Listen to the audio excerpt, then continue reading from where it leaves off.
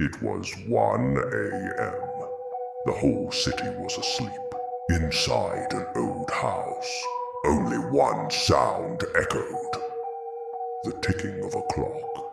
Tick, tick, tick. Arnav sat at his desk, staring at the old clock that once belonged to his grandfather.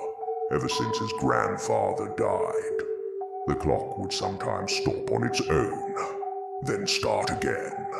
That night, Arnav noticed something strange. The clock's hands had stopped exactly at 1:13 a.m., the same time his grandfather had died years ago. He reached out to adjust it, and suddenly a cold wind brushed past his neck. He froze. It felt like someone was standing right behind him. Slowly he turned around. No one was there, but in the mirror on the wall, he saw a faint reflection of an old man. He looked exactly like his grandfather. Arnav screamed and turned on the lights.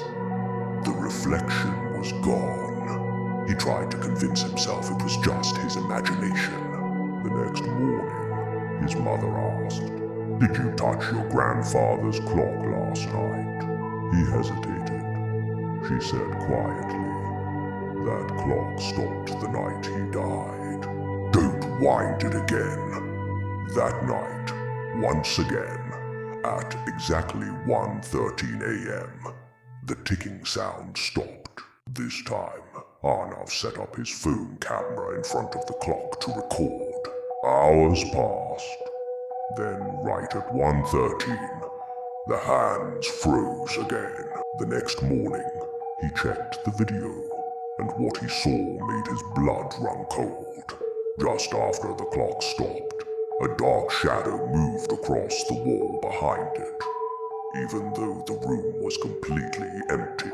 And then, in the reflection of the clock's glass, he could see himself sleeping on the bed. But the camera was pointed at the clock, not at him. He told himself it must be a light trick, but the next night, the clock stopped again, this time at 1:14 a.m. And when he woke up, the clock's time had been corrected by someone who looked exactly like him. Day by day, things got worse. His mother noticed the dark circles under his eyes. "Are you even sleeping, Arnav?" she asked. He lied.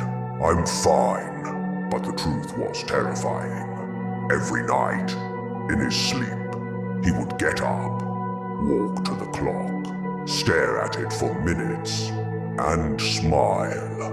Then he'd set the